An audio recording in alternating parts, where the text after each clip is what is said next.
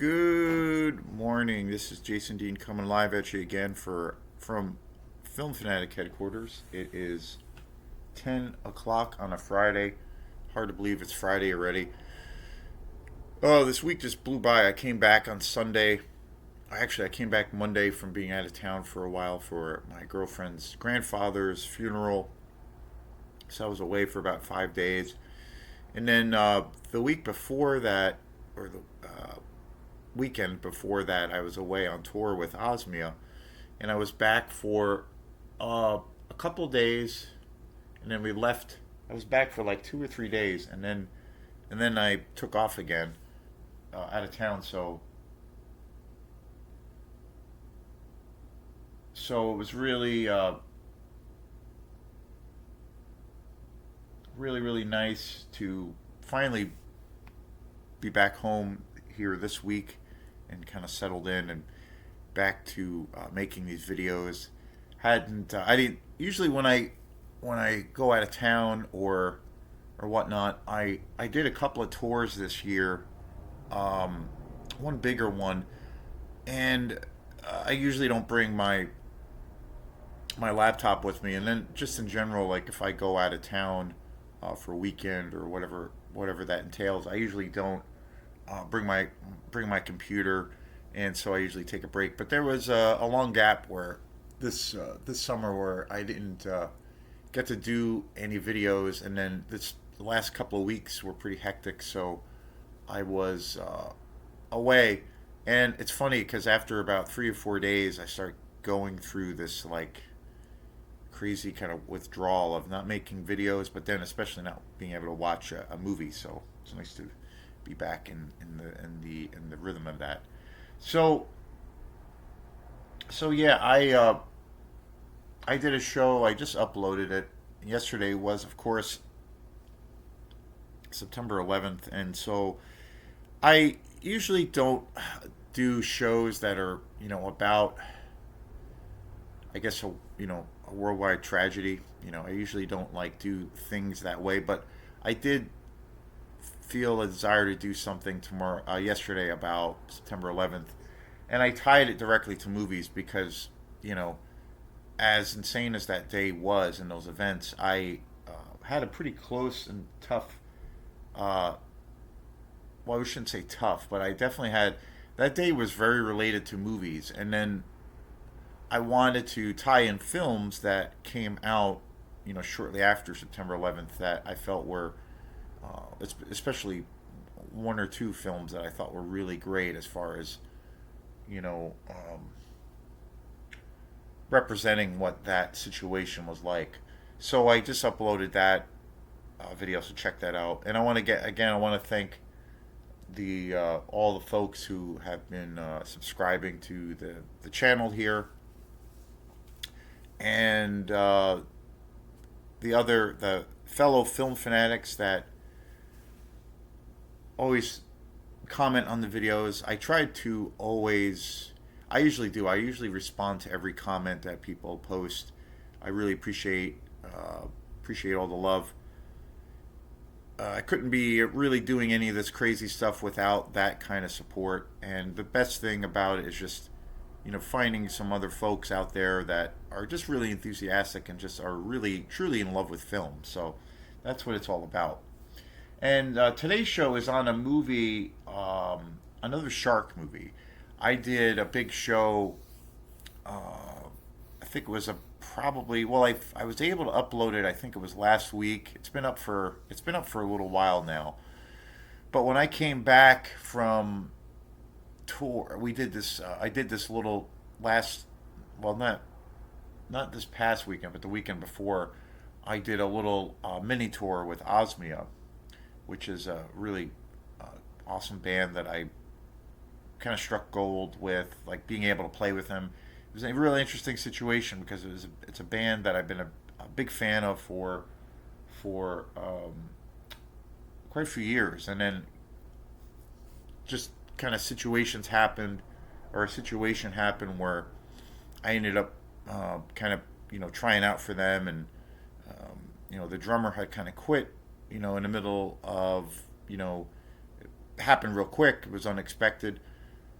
wasn't, they were planning on trying to go as a band. They were trying to make plans to go on the road and do a tour and be a little bit more um, adventurous as far as going to play out of state. And a series of events happened, and then their drummer just kind of quit in the midst of it, and then I just happened to be, there, and I was jamming. I started to become pretty good friends with one of the members, Leo, and we started to just, we had gotten together once or twice about just jamming, and then in the midst of that, the drummer quit, and then I ended up more or less trying out for the band, and things seemed to gel. And then I went on tour with them, and then ever since then, it's been great. I've been playing a lot of shows, played a lot of shows with them this year, and we got a lot of shows coming up, which I'm really excited about. And I guess next year we're gonna be going on tour again, so really excited about that. But anyway, when I came back from our little mini tour, I went to go see Jaws. Jaws, of course, the amazing classic by Steven Spielberg. Like Quentin Tarantino says, it's an example of a perfect movie. So and it's funny because I saw, well, I just about, I think it was in July. Yeah, it was in July, late July, maybe early August. But I bought the the newest edition of Jaws because it just celebrated its 50th anniversary, and I just bought it on Blu-ray. And I never actually owned it on Blu-ray before. I've never even seen it. I've only seen it on DVD and of course cable and VHS. Seen it. It's one of those movies that I've seen a billion times. And so I did a show around buying it on Blu-ray and watching it, and it's one of my most as a collector and owner of movies. It's definitely one of my most prized possessions at this point. And then, so when I came back from the tour with Osmia 2 weeks ago, they were showing it part of the whole 50th anniversary, which I think happened in July of this year. They re-released the movie Jaws in the big in the theaters, and so the Strand down in Rockland, which is just a gorgeous theater, which I had heard is the only theater in the state that is set up to show 4K. They were going to be showing Jaws on the big screen, and it was going to be in 4K. So I was super excited. And I came back, and I was pretty wiped out the day before the tour. I should say the day before, or the day of that we were coming back from the little mini tour. I did most of the driving, but I didn't sleep very well at all. And that was the night that I came home, the day I came home, and we were going to go see Jaws. But I rallied the troops, and it was amazing. So I uploaded a video for that, and yeah, just a phenomenal experience. And so today's show is on another shark movie, a more, well, somewhat contemporary movie, and that is Open Water. Open Water. I have this. I only have this on DVD, and this came out in 2004 already. It's crazy. It was directed by Chris Kentz, and it came out in 2004. And Open Water is, of course, a definitely a shark movie. It's a horror movie. It's a very suspense-driven movie. I saw this. I've actually seen this movie quite a few times. I saw this when it first came out in the theater. I remember going to see it at Bayview Cinema. Bayview Cinema was, well, unfortunately, it's been gone like a lot of theaters, but Bayview Cinema has been gone, closed, and closed for good for many years now, maybe 15 years. It was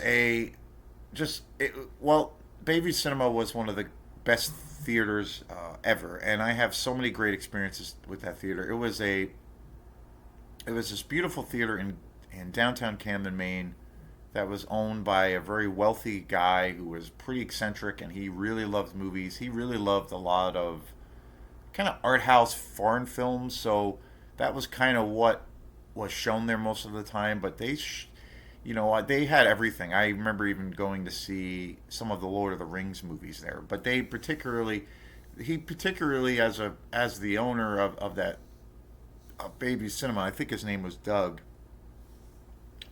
His focus was on a lot of like foreign movies and films that were, not maybe commercial. And I remember going to see Open Water in the theater there, and then I bought this copy of this. I got this on DVD quite a few years ago, and I've watched it quite a few times. I've seen this movie probably about 15 times or so over the years, and I watched it again the other night because I've been doing this thing of where I've been going through a bunch of movies that I have mostly right now on DVD, but a bunch of movies I've never done any reviews for this channel. So I'm trying to hit up those movies because I realized, wow, there's a shit ton of movies I've never actually even gotten to. So I've been doing that lately, watching some of those movies and then putting up posts for that. So Open Water is one of those movies I realized I never talked about, and since I've been, I just did two big shows on Jaws. Might as well do it. But Open Water is a really cool movie. It's super. I love that it is. It's kind of like I don't know. It's very low budget. It's all shot like handheld by. It's all handheld cameras are used for this movie, and it definitely has that kind of found footage vibe. Of course, where probably the biggest found footage movie out there is Blair Witch Project. That was the movie that really, I mean, that movie I think is kind of a horror masterpiece. But that movie really kind of kicked off the whole kind of found footage thing of where all these movies are made to look like a documentary, or people are essentially just grabbing a camcorder or whatever and recording these events, for these stories. And basically, the found footage thing is kind of a documentary slash mockumentary. Most of these films are all fiction, but some of them are based on somewhat true accounts. And supposedly, Open Water is based on true accounts, which I'm not sure if that is accurate or not, but I believe it is true. And and with the whole kind of found footage thing, there's been the VHS trilogy of movies that have come out. There's like two or three editions of that where they're the VHS. I think it's called. There's like a horror combination of all of these VHS short movies that have been put out over the years, and some of them are pretty good. And they're all these little short movies, but they're all shot on video, and they're made to look like well, they are found footage, uh, you know, uh, movies. And there's been a shit ton of other movies that have come out. The Exorcism of Emily Rose is another one. Um, there's yeah, there's been there was well, ever since Blair Witch Project, there was an explosion of all these found footage movies, and some of them are pretty good. Some of them are okay. But Open Water is a good one. It's definitely in that vein. I think it's probably safe to call it that kind of a film. Um, and it's essentially about this couple that goes to somewhere in the Caribbean. They go, they live this very hectic, busy life, and they're stressed out by their work, and then they're having stress in their relationship, so they decide to you know drop everything and go on this vacation and go on this big scuba diving trip down. I think it's in the Caribbean somewhere, and and the whole movie's basically about this couple, and they go on this trip for like 3 days to get away from the stress of being an adult. They go away as this couple, and then they go on this scuba diving trip, and then they end up getting stranded, and the boat ends up leaving them. Then they're the people who are running this trip completely leave them there, and they basically are eaten alive by sharks, and that's kind of the premise of the movie. And the other thing too about this movie is that they were, you know, I like I said, I think it's safe to call this movie a found footage movie. It definitely is shot, with all handheld cameras. It's super uber low budget. It's everything is in camera. There's no everything is practical effects. It's very minimalist, and it's very guerrilla style. That's the best way I can put it. I have to say it's a highly effective movie. It's generally the last act of this movie I think is pretty terrifying. And there were real sharks used in this movie. There's a real interesting documentary or special features segment on this DVD of the making of the movie, and they used real sharks and many of them, and pretty crazy what they did to make this movie. I mean, kind of a dangerous fucking thing what they were put through. And it's if you watch the special features, it's pretty harrowing what these filmmakers went through and these actors. The cast is really good, real solid. Again, it's a kind of a found footage thing. It's shot really well for what it is. The editing is really great, and they did a really good job with making. Sometimes that happens with found footage movies of where there's a billion of those kinds of movies out, and sometimes what happens with some of them, I mean, there are some great ones, but it's hard to top what Blair Witch the Blair Witch Project achieved. That's like I feel like is the apex of the whole kind of thing.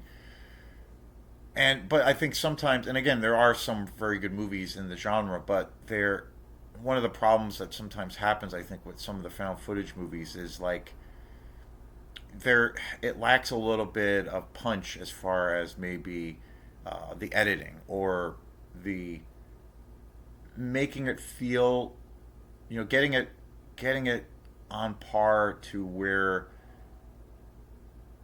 that footage that they have shot for a movie, getting it on par to where it feels like a movie, and I think that's really due to the editing choices, maybe the music that they use. Of course, music is a major part of any kind of film, but I think with a lot of found footage movies, there isn't necessarily a lot of music. A lot of filmmakers try to go for straight up realism.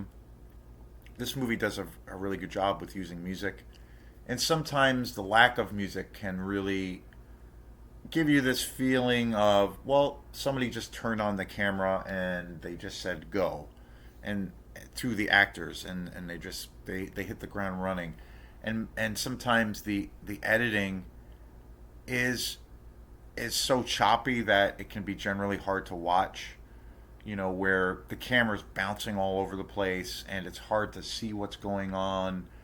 Maybe even it might even be hard to kind of follow, maybe the cohesiveness of the story. Blair Witch did that perfectly because it does have that very disorienting thing because of the camera work, but ultimately it was done so well from a structural point of view that it is a really cohesive story, and it really adds tension to the movie. And I think Open Water did a really great job with that because due to I think mainly the directing, but all of the characters in this movie are really interesting and they're good for what they are. They serve that purpose. There's not a lot of backstory. There's not you don't really get to know the characters, but you don't really need to know the characters or their backstory or how they arrived in the situation necessarily. You're given the right amount of information, and I think as a viewer you're given enough information for that. but I think that there's a cohesiveness to the story that it feels like a movie, and it's pretty miraculous because it's so, it's such a guerrilla style of a film, meaning that the way it was shot and it's very, kind of raw, but it's pretty effective. And I definitely say, I watched this again. I've seen this movie quite a few times, but it's been a few years since I watched Open Water, and I watched it again last night, and I will say like that last act is super intense, and it's definitely one of those movies where it's scary and the suspense is pretty dialed in, and it's a pretty cool movie. I definitely recommend it. Highly effective, highly effective. There's a lot of great camera work with the sharks, and again, the use of real sharks, which is kind of insane. Pretty cool movie as far as found footage movies go, and especially as far as movies go in regards to the shark genre, because there are a billion shark movies out there. So very cool movie, very highly effective for what it is. So thanks again, and we will see you next time. Peace.